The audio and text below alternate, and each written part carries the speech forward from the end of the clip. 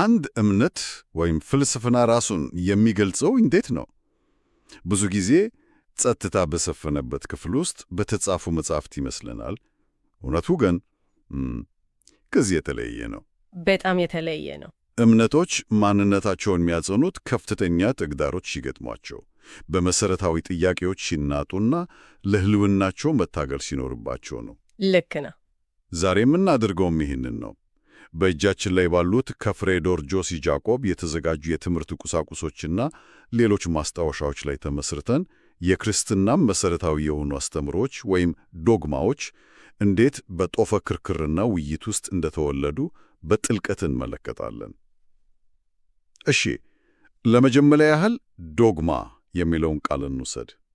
ቃሉን ስንሰማው የሆነ ደረቅ፣ የማይታተፍና ጭራሽ ጥያቄ የማይቀርበት ሕግ ነው ይመስለው። አዎ፣ ብዙ ሰው እንደዛ ነው የሚያስበው። ነገር ግን ምንጮቹ እንደሚሉት የቃሉ መነሻ ከዚህ በእጅጉ ይለያል። በጣም ይለያል። ምን መሰለ? ቃሉ ዶግማ ከሚለው የግሪክ ቃል ነው የመጣው። መሰረታዊ ትርጉሙ አንድ ሰው እውነት ነው ብሎ የሚያስበው ወይም በቀላሉ አመለካከት ማለት ነው። አመለካከት? አዎ። በቀደመው ዘመን አንድ ፈላስፋ የራሱን አመለካከት ሲገልጽ ዶግማ ይለው ነበር። በሮም መንግስት ደግሞ የንጉሠ ነገሥቱ አዋጅ ዶግማ ይባል ነበር። ስለዚህ መጀመሪያ ላይ አሁን ያለው የሃይማኖት ክብደት አልነበረው። ታዲያ መቼ ነው ይህ ቃል ከአንድ ሰው አመለካከት ወደ ቤተ ክርስቲያን የማይለወጥ እውነት የተቀየረው? እና ዶግማ እና ዶክትሪን የምንላቸው ነገሮች ልዩነታቸው ምንድን ነው? ጥሩ ጥያቄ ነው። ሁለቱም ትምህርቶች አይደለም? አዎ ትምህርቶች ናቸው፣ ግን ልዩነታቸው ቁልፍ ነው። ምንጮቹ እንደሚያሳዩን በቤተ ክርስቲያን ታሪክ ውስጥ ቃላቱ የተሸራረፉ እና ትርጉማቸው የጣራ መጥቷል። ዶክትሪን የሚለው ቃል በአዲስ ኪዳን ውስጥ በስፋት ይገኛል። እሺ። ትርጉሙም ማስተማር ወይም ትምህርት ማለት ነው። ሰፋ ያለና ሁሉን አቀፍ ቃል ነው። ዶግማ ግን ከጊዜ በኋላ የበልጥ ትኩረት ያደረገ ትርጉም ያዘ። እንዴት? የቤተ ክርስቲያኗ የማንነቷ መሰረት የሆኑ በቀጥታ ከእግዚአብሔር ራእይ የመነጩና ለድህነት አስፈላጊ ናቸው ተብለው የሚታመኑ ማይለወጡ እውነቶችን ብቻ ለማምለከት ሲጠባ። እሺ፣ አንድ ምሳሌ ብንጠቀም ዶግማን እንደ አንድ ሀገር ሕገ መንግሥት ብናየው፣ ዶክትሪን ደግሞ ያንን ሕገ መንግሥት ለማብራራት እና ተግባራዊ ለማድረግ የሚወጡ ዝርዝር ሕጎችና ደንቦች ናቸው ማለት ይቻላል? በትክክል። በጣም ጥሩ ምሳሌ ነው። ዶግማ ሕገ መንግሥቱ ነው፣ ማይቀየር የማንነት መሰረት የሆነው። እሺ። ዶክትሪን ደግሞ ያንን ሕገ መንግሥት የሚያብራራ፣ የሚተረጉም፣ ለተለያዩ ሁኔታዎች እንዲስማማ የሚያደርግና ለትውልድ የሚተላለፍበት የትምህርት ስርዓት ነው። ገባኝ። ለምሳሌ የሥላሴ እምነት ዶግማ ነው። ነገር ግን ስለ ሥላሴ አንድነትና ሦስትነት የሚሰጡ ሰፋፊ ማብራሪያዎች፣ ምሳሌዎችና ትንታኔዎች የዶክትሪን አካል ናቸው። በጣም ግልጽ ነው። እንግዲያው የዚህ ማይለወጥ ሕገ መንግሥት ወይም ዶግማ ምንጩ ምንድን ነው? ከሰማይ የወረደ መጽሐፍ ነው ወይስ በሂደት የተገኘ ነገር ነው? ምንጩ አንድና አንድ ነው። እሱም መለኮታዊ ራእይ ወይም የእግዚአብሔር ራሱን መግለጥ ነው። መለኮታዊ ራእይ? አዎ። ይህ ራእይ ደግሞ በቤተ ክርስቲያን ትውፊት ውስጥ ተጠብቆ ይኖራል። ትውፊት ስንል ብዙ ሰዎች በስህተት እንደሚረዱት የባህል ያህል ብቻ አይደለም። እሺ፣ ምንድን ነው ታዲያ? ትውፊት መጽሐፍ ቅዱስን፣ የቤተ ክርስቲያን አባቶች ትምህርቶችን፣ የጉባኤ ውሳኔዎችን፣ ሥርዓተ አምልኮና የቤተ ክርስቲያኗን ሕያው ልምድ በሙሉ ያጠቃልላል። ሁሉንም ማለት ነው? ሁሉንም። የመጽሐፍ ቅዱስ ቦታ ደግሞ ከሁሉም ይላቀ ነው። የትውፊቱን ልብና መመዘኛ እሱ ነው። አዎ። ነገር ግን ትውፊቱ በመጽሐፍ ቅዱስ ውስጥ ያልተጋተቱ ነገር ግን ከመጽሐፍ ቅዱስ ጋር የማይጋጩ ልምዶችንም ሊይዝ ይችላል። ዮሐንስ ወንጌሉ መጨረሻ ላይ ያለው ነገር ለዚህ ነው። ኢየሱስ ያደረገው ብዙ ሌላ ነገር ደግሞ አለ። የእንዳጠው ቢሳፍ ዓለም እንኳ የተጻፉትን መጻሕፍት አይበቃውም ነበር የሚለው። በትክክል ያ ማለት ነው። እሺ፣ ስለዚህ ዶግማ የቤተ ክርስቲያን የማይለወጥ ሕገ መንግሥት ከሆነ የሕገ መንግሥቱ አንቀጽ 1 ስለማን ነው የሚያወራው? ስለ እግዚአብሔር ማንነት መሆን አለበት። ልክ ነው። ይህም በቀጥታ ወደ ውስብስቡ የሥላሴ አስተምሮ ይወስደናል። የአስተምሮ ክርስትናን ከሌሎች አሃዳዊ ሃይማኖቶች ለየት የሚያደርገው ነው። ግን ደግሞ ለመረዳት በጣም ከባድ ነው። በጣም ከባድ ነው። የመጀመሪያው ትልቁ የጦር ግንባር እዚህ ላይ ነበረ። እንዴት? ቤተ ክርስቲያን በአንድ በኩል እግዚአብሔር አንድ ነው የሚለውን የብሉይ ኪዳን መሰረታዊ እምነት አጥብቃ መያዝ አለባት። በሌላ በኩል ደግሞ አብን፣ ወልድና መንፈስ ቅዱስን እንደ አምላክ ታመልካለች። እውነት ነው። እና ይህንን እንዴት ማስታረቅ ይቻላል? ይህ ጥያቄ በአራተኛው መቶ ክፍለ ዘመን ቤተ ክርስቲያንን ለሁለት ሊከፍል የደረሰ ትልቅ ቀውስ ፈጥሮ ነበር። ይህ የአርዮስ ክርክር ነው አይደል? በትክክል። አርዮስ የሚባል ከእስክንድርያ የመጣ አንድ አስተዋይና ተደማጭነት የነበረው ቄስ አንድ መፍትሄ ይዞ መጣ። እሺ፣ ምን አለ? እሱም እግዚአብሔር አንድና ብቸኛ ከሆነ ወልድ ከእግዚአብሔር ጋር እኩል ሊሆን አይችልም አለ። ስለዚህ ወልድ ከሁሉ በፊት የተፈጠረ ፍጡር ነው እንጂ ከአብ ጋር አንድ አይነት መለኮታዊ ባህሪ የለውም የሚል ትምህርት ማስተማር ጀመረ። ቆይ፣ ይሄ ትልቅ ነገር ነው። አርዮስ እያለ የነበረው ኢየሱስ ሌላ ሰው ወይም አንድ አይነት መልአክ ነው እንጂ እግዚአብሔር ራሱ አይደለም ነው። አዎ፣ በትክክል ይሄ ነው። ይሄ እኮ የድህነትን ትርጉም ሙሉ በሙሉ ይቀይረዋል። ምክንያቱም ሰውን ከሞትና ከኃጢአት ማዳን የሚችለው እግዚአብሔር ብቻ ነው የሚል እምነት ካለ ኢየሱስ ፍጡር ከሆነ አዳኝ ሊሆን አይችልም ማለት ነው። ነጥቡን በትክክል ነው የተረዳው። የክርክሩ ቅብደት ይህ ነበር። የአርዮስ ትምህርት በቀላሉ የሚታይ የስነ መለኮት ልዩነት ሳይሆን የክርስትናን እምብርት የሚነካ ጥያቄ ነበር። ማንን ነው የምናመልከው የሚል ጥያቄ። አዎ፣ ቤተ ክርስቲያን የምታመልከው ማንን ነው፣ የምናድነው በማን ነው የሚለውን ጥያቄ ነው ያስነሳው። በዚህም ምክንያት ነው በ325 ዓመት ንጉሠ ነገሥት ቆስጠንጢኖስ ከመላው ዓለም የተወጣጡ ኤጲስቆጶሳትን በኒቅያ ከተማ እንዲሰበሰቡ ያደረገው። እናም በኒቅያ ጉባኤ ላይ ይህንን ችግር ለመፍታት የተጠቀሙበት መፍትሔስ ምን ነበር? መፍትሔው በአንድ የግሪክ ቃል ላይ ያተኮረ ነበር፣ ሆሞኡሲዮስ። ሆሞኡሲዮስ። አዎ፣ ትርጉሙም ተመሳሳይ ባህሪ ያለው ወይም ከአብ ጋር አንድ የሆነ ባህሪ ያለው ማለት ነው። ጉባኤው ወልድ ከአብ ጋር ተመሳሳይ ባህሪ እንዳለው በመወሰን የአርዮስን ትምህርት ውድቅ ያደረገ። የሚገርመው ግን ያ ቃል መጽሐፍ ቅዱስ ውስጥ የለም አይደል? የለም። ነገር ግን የመጽሐፍ ቅዱስን እውነት ለመጠበቅና ለማብራራት የተመረጠ ቁልፍ ቃል ነበር። ክርክሩ በሙሉ በአንድ ቃል ላይ ያጠነጠነ ነበር። ወልድ ሆሞኡሲዮስ ነው ወይስ ሆሞኡሲዮስ ነው የሚለው ላይ። ልዩነቱ ይህ ፊደል ብቻ ናት። አዎ፣ በአንድ ይህ ፊደል ልዩነት ብቻ። ሆሞኡሲዮስ ማለት ተመሳሳይ ባህሪ ማለት ነው፣ ተመሳሳይ ሳይሆን። በአንድ ፊደል ምክንያት ቤተ ክርስቲያን ልትከፋፈል ደርሳ ነበር ማለት ነው። የሚገርመው ታዲያ ይህንን አንድ ባህሪ የሚለውን ነገር ከሶስት አካላት ጋር እንዴት አድርገው ነው ያብራሩት? አሁንም እኮ እንቆቅልሽ ነው። እንቆቅልሹን ለመፍታት የሞከሩት ከኒቅያ ጉባኤ በኋላ የመጡት የቃጶዶቅያ አባቶች የሚባሉ ቅዱሳን ናቸው። ቅዱስ ባስልዮስ እና እነ ጎርጎሪዮስ። አዎ፣ እነሱም ቅዱስ ባስልዮስ፣ ቅዱስ ጎርጎሪዮስ ዘእንዚናዙ እና ቅዱስ ጎርጎሪዮስ ዘኑሰስ ናቸው። እነሱ ያቀረቡት ማብራሪያ ይሄ ነው።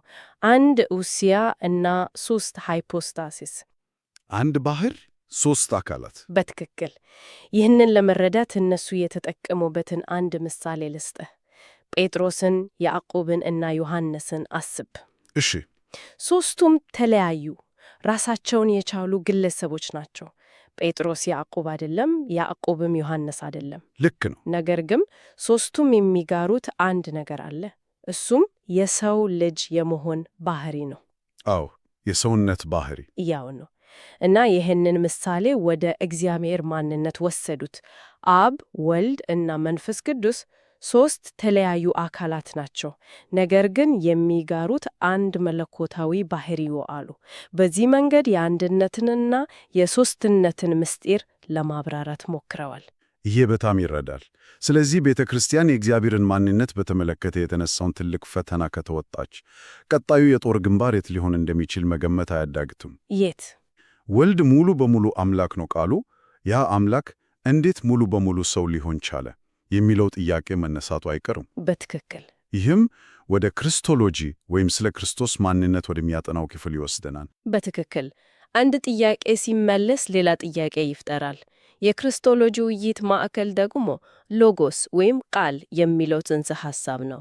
ዮሐንስ ወንጌሉን በመጀመሪያ ቃል ነበረ ብሎ ሲጀምር ለአይሁድም ለግሪኮችም በሚገባ የተጠቀመበት ቃል ነበር።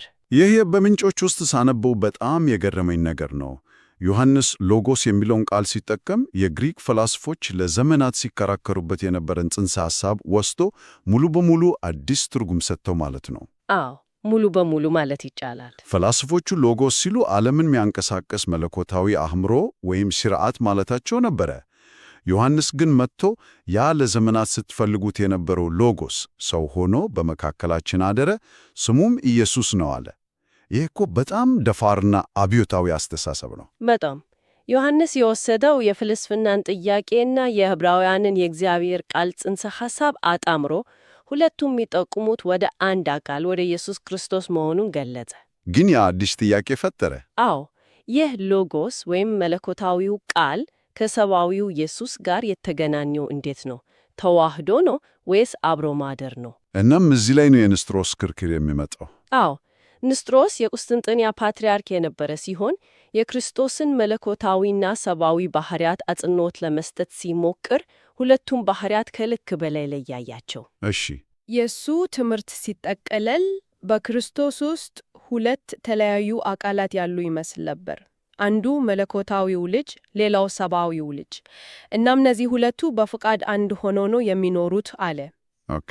ከዚህም የተነሳ ማርያም የወለደችው ሰውን እንጂ አምላክን አይደለም። ስለዚህ ቴዎቶኮስ ወይም የአምላክነት ልትባል አይገባትም የሚል ትምህርት አመጣ። ይህም ልክ እንደ አርዮስ ክርክር የድህነትን ትርጉም የሚነካ ነው። በትክክል። ምክንያቱ እግዚአብሔር ራሱ የሰውን ሥጋ ካልለበሰና የሰውን ሕይወት ካልኖረ የሰው ልጆችን ሊቤዥ አይችልም ከሚለው መሠረታዊ እምነት ጋር ይጋጫል። በትክክል።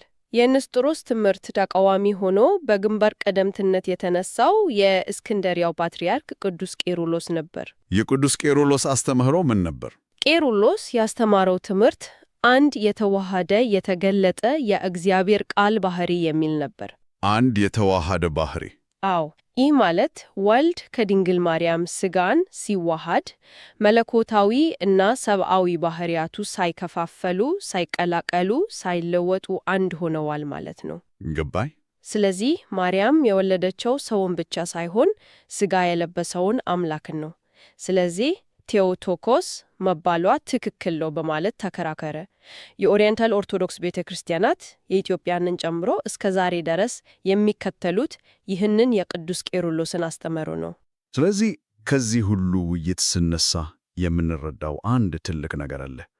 ዶግማ ማለት በቤተ መጻሕፍት ውስጥ ተቀምጠው የተጻፉ ደረቅ ሕጎች አይደለም። በፍጹም። ይልቁንም የቤተ ክርስቲያን ሕያው እምነት በተለያዩ ዘመናት ከገጠሟት ምሁራዊና መንፈሳዊ ተግዳሮቶች ጋር እየተጋፈጨች ራሷን እያብራራችና እያጠራች የመጣችበት ሂደት ውጤት ነው። በጣም ትክክል ነህ። ያለ አርዮስ የኒቅያ ጉባኤ ላይ የነበረው አይነት ግልጽ ውሳኔ ላይኖር ይችል ነበር። ያለ ንስጥሮስ ደግሞ ስለ ተዋህዶ የነበረው ግንዛቤ ይህን ያህል ላይጠራ ይችል ነበር። ፍጹም ትክክል ነው። ምንጮቹ የሚያሳዩት ይህንን ነው። ዶግማዎች የተወለዱት ከክርክርና ከውይይት ነው። የተሳሳቱ ትምህርቶች ቤተ ክርስቲያን ምን እንደምታምንና ለምን እንደምታምን የበለጥ እንድታስብና እንድትገልጽ አስገድዷታል። እውነት ነው። ስለዚህ ዶግማ የማያቋርጥ ጥያቄ እና መልስ፣ ክርክርና ማጥራት የነበረበት ሂደት ነው። ዋናው ቁም ነገር ግን እነዚህ ዶግማዎች የአእምሮ ጨዋታ ብቻ ለመሆናቸውም ነው። አዎ፣ ከዚያ የዘለለ ነገር ነው። የቤተ ክርስቲያኗን የአምልኮ ሕይወት፣ የምትሰብከውን ወንጌል እና ለዓለም ያላትን አገልግሎት የሚቀርጹ መሠረቶች ናቸው። እንግዲያው ይህ ጥልቅ ውይይታችን ሲያበቃ ዶግማ ማለት በድንጋይ ላይ የተቀረጸ ሳይሆን በታሪክ እሳት ውስጥ ተፈትኖ የወጣ ሕያው እምነት መሆኑን እንረዳለን። አዎ፣ ከሥላሴ ምስጢር እስከ ክርስቶስ ማንነት ድረስ እነዚህ አስተምህሮዎች የእምነቱ የማዕዘን ድንጋዮች ናቸው። አዎ። እናም እነዚህ ድንጋዮች ናቸው ቤተ ክርስቲያን የምትባል ተቋም ዓለም በሚለዋወጥበት እና በሚታደስበት ወቅት ጸልታ እንድትቆም ያደርጓት።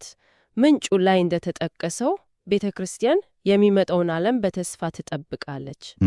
ያንን ተስፋ የሚሰጣትና አቅጣጫውን የሚያሳያት እነዚህ የማይናወጡ መሠረታዊ እምነቶቿ ናቸው። እንግዲያው ይህ ውይይት አንድ ያልተመለሰ ጥያቄ በአእምሮአችን ጥሎ ያልፋል። ምንድን ነው?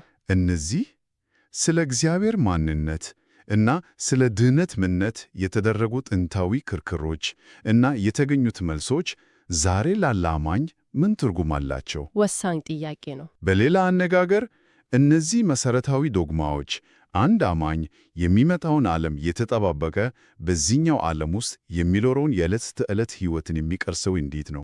አንድ እምነት ወይም ፍልስፍና ራሱን የሚገልጸው እንዴት ነው? ብዙ ጊዜ ጸጥታ በሰፈነበት ክፍል ውስጥ በተጻፉ መጻሕፍት ይመስለናል። እውነቱ ግን ከዚህ የተለየ ነው። በጣም የተለየ ነው። እምነቶች ማንነታቸውን የሚያጸኑት ከፍተኛ ተግዳሮች ሲገጥሟቸው፣ በመሰረታዊ ጥያቄዎች ሲናጡና ለሕልውናቸው መታገል ሲኖርባቸው ነው። ልክ ነው። ዛሬ የምናደርገውም ይህንን ነው። በእጃችን ላይ ባሉት ከፍሬዶር ጆሲ ጃኮብ የተዘጋጁ የትምህርት ቁሳቁሶችና ሌሎች ማስታወሻዎች ላይ ተመስርተን የክርስትናም መሰረታዊ የሆኑ አስተምሮች ወይም ዶግማዎች እንዴት በጦፈ ክርክርና ውይይት ውስጥ እንደተወለዱ በጥልቀት እንመለከታለን።